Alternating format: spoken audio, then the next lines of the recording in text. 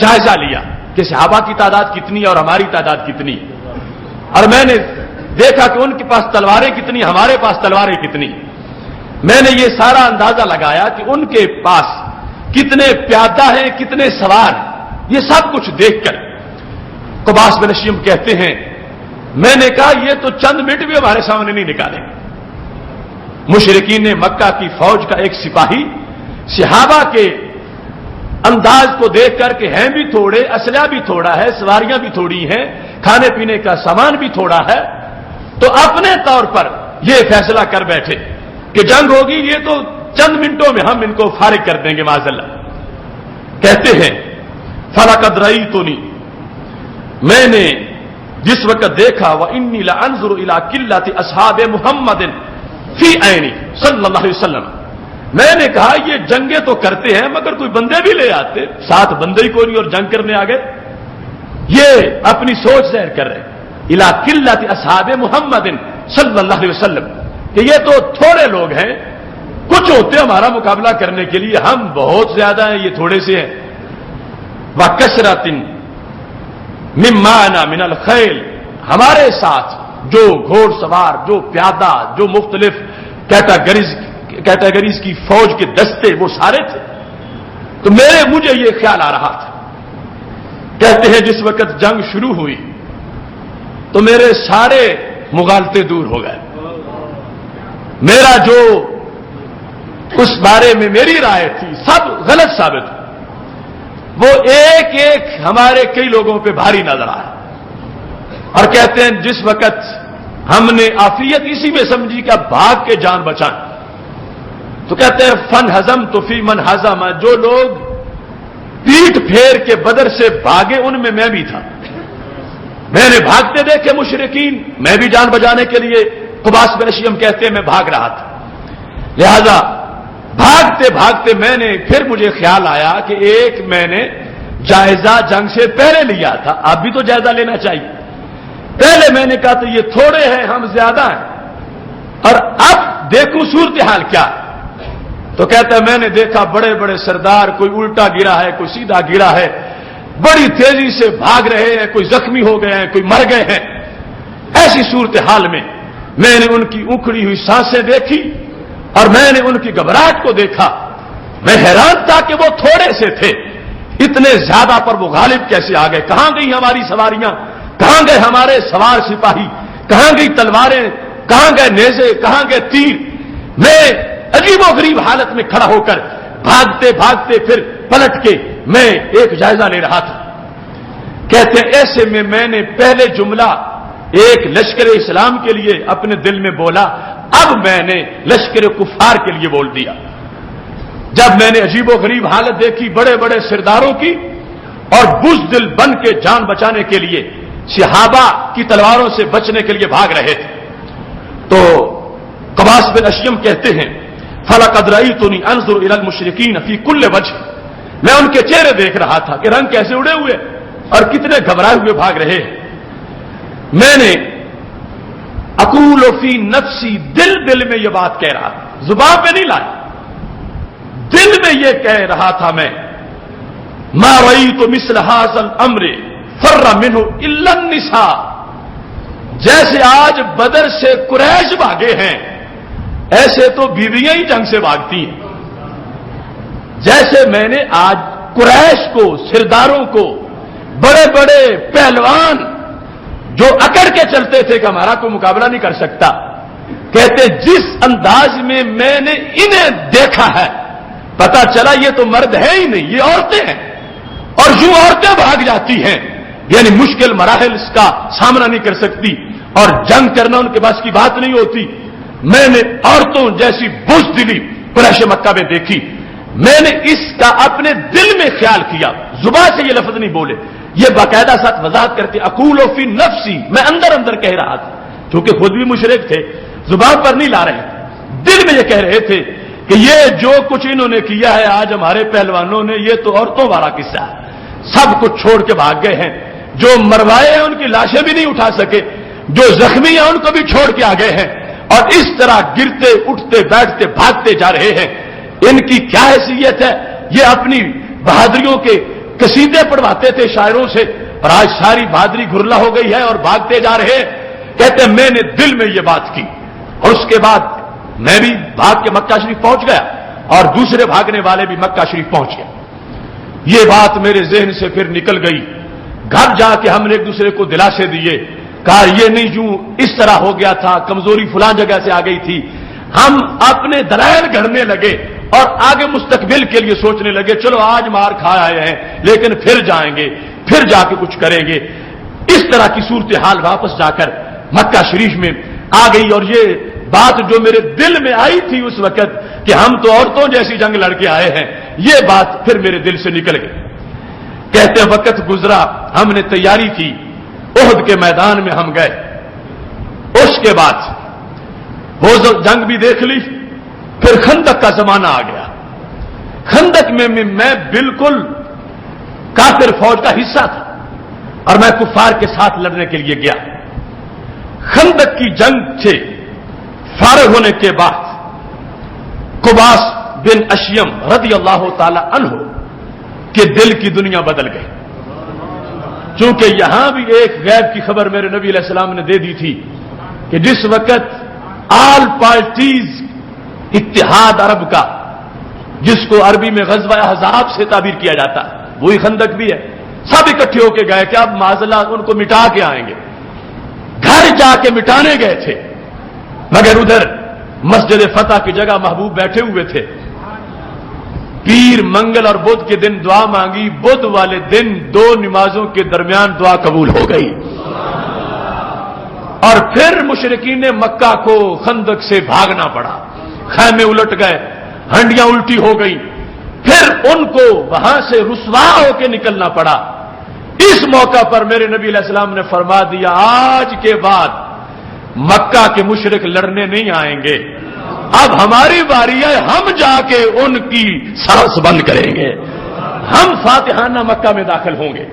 اور تاریخ نے یہ ثابت کیا، اس کے بعد پھر لڑنے نہیں گئے۔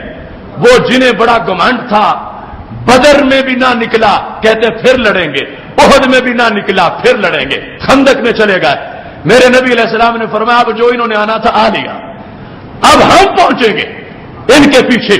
اور وہ دن آیا جو رمضان شریف میں فتح مکہ کا دن ہے، اور سید عالم نور مجسم شفیع معظم صلی اللہ علیہ وسلم نے مکہ شریف فتح کر لیا۔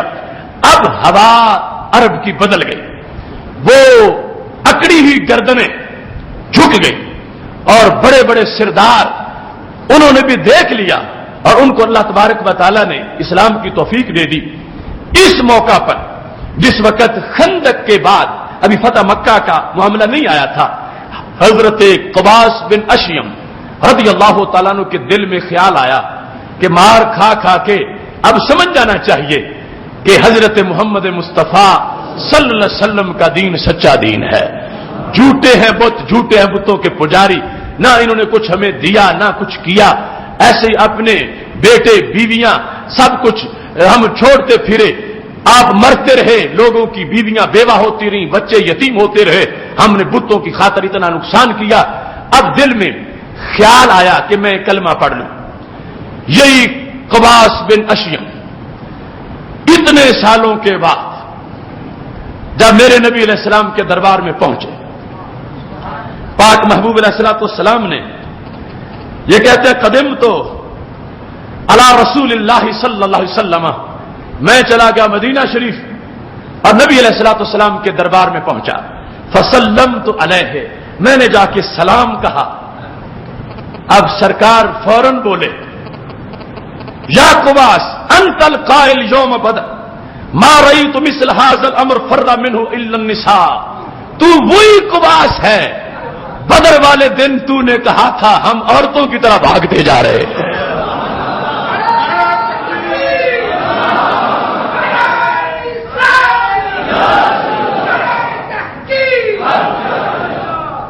تم نے کہا تھا، تم نے بدر والے دن کہا تھا، احد خندق کے معاملے گزر گئے، لیکن سرکار کے ریکارڈ میں سب کچھ ہے۔ اور تم تھے بدر سے بھاگ کے رستے میں، تم نے بات کی تھی اور تم نے کہا تھا آج قریش مکہ مشرکین یوں بھاگے ہیں جیسے عورتیں بھاگ جاتی ہیں، تم نے یہ کہا تھا۔ حضرت قباس بن اشیم کہتے ہیں میں حیران رہ گیا کہ میں نے تو دل میں کہا تھا، میں نے تو کسی انسان کے سامنے نہیں کہا تھا۔ ہوتا ہے نا کہ قریش مکہ میں سے کسی کے سامنے کہا اور اس نے کلمہ پڑھ دیا ہو اور اس نے میری جا کے رپورٹ دے دی ہو کہ ہمارا ایک ساتھی ہے، اس کا نام قباس بن اشیم ہے اور وہ یہ بات کر رہا تھا فلاں دن۔ کہتا میں نے تو مجھے پوری طرح یاد کسی انسان کے سامنے اس کا اظہار نہیں کیا، یہ بات میرے دل میں ہے۔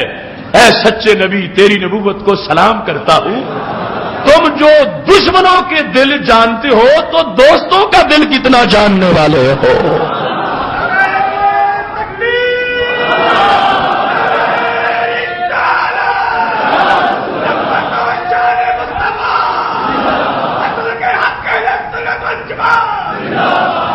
میرے نبی علیہ السلام نے تاریخ بھی بیان کی اور لفظ بھی ہو بہو ایک حرف کا بھی فرق نہیں آنے دیا۔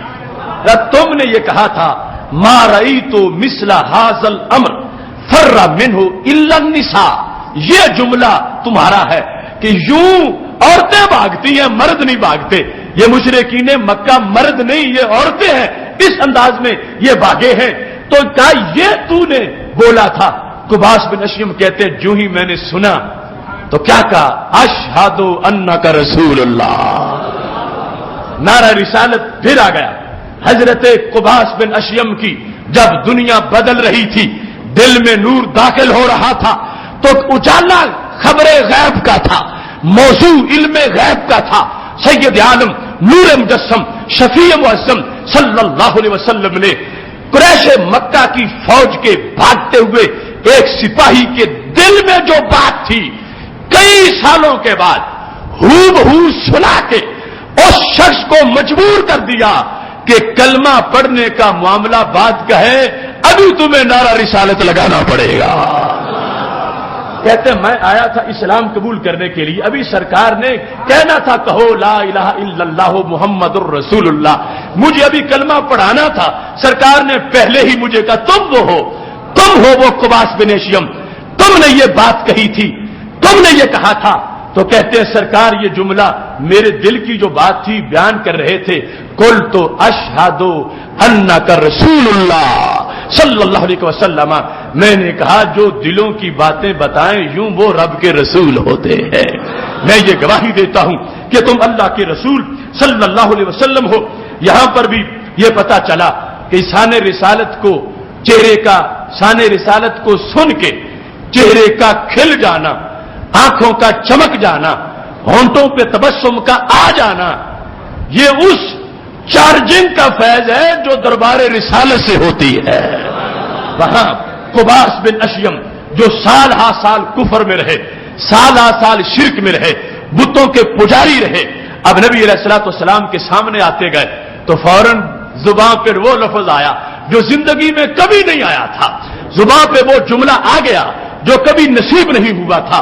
پاک محبوب علیہ الصلوۃ والسلام کا چہرہ دیکھا ہے اور علم شریف کی بات سنی ہے تو فوراً کہتے اشہد انک رسول اللہ، میں یہ گواہی دیتا ہوں کہ آپ اللہ کے رسول صلی اللہ علیہ وسلم ہیں۔ پتہ چلا نعرہ رسالت لگانا، سرکار کی رسالت کی گواہیاں دینا، یہ تو سعادت ہے ان لوگوں کے لیے اگرچہ صدیوں بعد پیدا ہوئے، مگر جب بھی چاہتے ہیں کہ ہم مسجد نبوی کے موسم میں چلے جائیں تو وہی نعرہ لگاتے ہیں جو سرکار کے صحابہ نعرہ لگا رہے تھے۔ حضرت قباس بن اشیم رضی اللہ تعالی عنہ انہوں نے یہ کہا اشہد انک رسول اللہ صلی اللہ علیہ وسلم، میں یہ گواہی دیتا ہوں کہ آپ اللہ کے رسول صلی اللہ علیہ وسلم ہیں۔ اب یہاں سے بھی ایک نتیجہ اخذ ہوتا، اس سے پہلا لمحہ ان کا کفر کا تھا، یہ لمحہ اسلام کا ہے، اور اسلام کے لمحے کے آغاز میں ہی نعرہ رسالت ہے، اور کس بیس پر انہوں نے یہ کہا چونکہ آپ نے دل کی بات بیان کی لہذا آپ رب کے رسول ہیں۔ ان کی پہلے معلومات کیا تھی، کتنا درس قرآن لیا تھا، کتنی آیات کا علم تھا، اور کیا انہوں نے عقائد کی کتابیں پڑھی ہوئی تھیں، اور کیا ان کے نزدیک نبوت کا تعارف تھا، ابھی تو پہلی مرتبہ ملاقات ہو رہی ہے، اور پہلی مرتبہ اسلام قبول کرنے کا ارادہ ہے، ارادے سے آئے ہیں، ابھی قبول